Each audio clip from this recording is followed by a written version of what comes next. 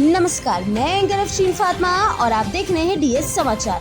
लखनऊ परिवहन मंत्री दयाशंकर के आवास पर चैत्र शुक्ल अष्टमी के अवसर पर नवरात्र सामूहिक व्रत प्रसाद कार्यक्रम का भव्य आयोजन किया गया, जिसमें अष्टमी के अवसर पर व्रत रहे लोगों ने प्रसाद ग्रहण किया। इस मौके पर माता जी के भजन भी बजाते रहे। व्रत में खाने वाला हर तरह का प्रसाद मंत्री जी की तरफ से सबको दिया गया। सभी लोगों ने मंत्री जी की तारीफ करते हुए कहा कि अष्टमी का दिन है और मंत्री जी की तरफ से एक बड़ा आयोजन किया गया, जिसमें सभी लोगों ने प्रसाद ग्रहण किया।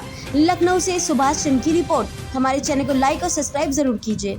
महापुरुषों ने, अपने पूर्वजों ने हमारा समाज पूरे विश्व के लिए कल्याणकारी बना रहे, इसकी सारी व्यवस्थाएं की हैं। इसलिए कोई भी कार्यक्रम हो, उसमें जब जय घोष होता है, भारत माता की जय बोली जाती है, तो विश्व का कल्याण हो भी बोला जाता है। यह एक स्वाभाविक सामाजिक मानसिकता भारत की बनाई है, जिसको हम सनातन शब्द बोलते हैं। तो अच्छा विचार होना एक अच्छी बात है। अच्छे विचार के लिए कार्यक्रम भी बनाए गए हैं, लेकिन कार्यक्रम की एक आत्मा होती है। वो आत्मा अगर भूल जाएं हम, तो केवल ऊपरी हिस्सा देख रेख में करते रहें, उससे परिणाम नहीं आएगा। ये नवरात्रि व्रत जो है, ये दुर्गा माँ नव देवियों के व्रत का कार्यक्रम है।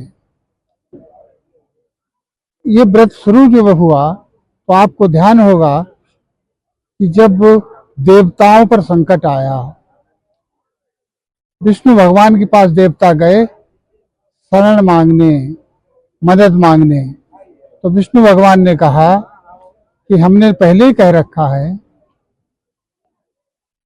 कि ईश्वर उसी की मदद करता है जो अपनी मदद स्वयं करता है। तो आपको अपनी मदद स्वयं करनी होगी।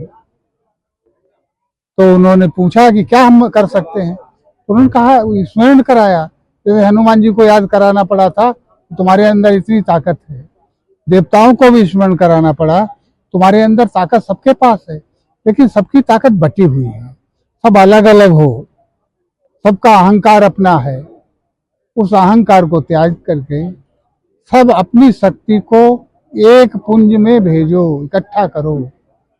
तो सब देवताओं के अंदर से तेज प्रकट हुआ, एक जगह पर एकत्र हुआ, उसमें से दुर्गा जी प्रकट हुई। ये कथा आप सब पढ़ते होंगे। तो दुर्गा माने क्या है? संगठन की शक्ति। और दुर्गा भी निहत्थी प्रकट हुई थी। उनको भी हथियार किसने दिए थे? सब देवताओं ने अपने अपने। वाहन भी देवताओं ने दिया। तब उन्होंने असुरों का संहार किया और देवताओं को आनंद हुआ। तो आज विचार करने की हमको आवश्यकता है कि भारत अगर वसुधैव कुटुंबकम चाहता है, तो पहले तो अपने परिवार को ठीक करना पड़ेगा, अपने परिवार में जो कमियां हैं उनको ठीक करना पड़ेगा, और अपने त्योहार पर्व उन सबको उस तत्व ज्ञान के साथ जोड़ना पड़ेगा। नवरात्रि का पावन पर्व चल रहा है, इस पे आप क्या संदेश देना चाहेंगे? यही संदेश है कि नवरात्रि का व्रत दो प्रकार का है। एक तो है आत्मशुद्धि के लिए, आत्मशक्ति के लिए, वो व्यक्तिगत है, उसके लिए भी व्रत रहने की आवश्यकता है। एक दूसरा है सामूहिक शक्ति के लिए। समाज की सुरक्षा सामूहिक शक्ति में से होती है। तो संदेश यही है कि हम व्यक्तिगत स्तर पर भी पवित्रता के साथ, शुद्धता के साथ व्रत रहें, लेकिन उससे भी आवश्यक है कि हम मिलजुल करके उस व्रत से वो संगठन शक्ति प्रकट करें, दुर्गा शक्ति प्रकट करें। इसीलिए आयोजन किया गया। ब्रजेंद्र पाल सिंह, राष्ट्रीय संगठन मंत्री, लोक भारती। आज मंत्री जी के आवास पर कार्यक्रम का आयोजन किया गया था नवरात्र के अवसर पर। क्या कहेंगे कार्यक्रम को लेकर? श्री कृष्ण चौधरी, संपर्क प्रमुख, लोक भारती। पूरे देश भर में लोक भारती के द्वारा नदी, जल, पर्यावरण संरक्षण, सुभाष पालेकर पद्धति से गो आधारित प्राकृतिक खेती, जल स्रोतों का संरक्षण, ऐसे सभी सामाजिक विषयों पर जो है गहनता और सक्रियता से काम किया जा रहा।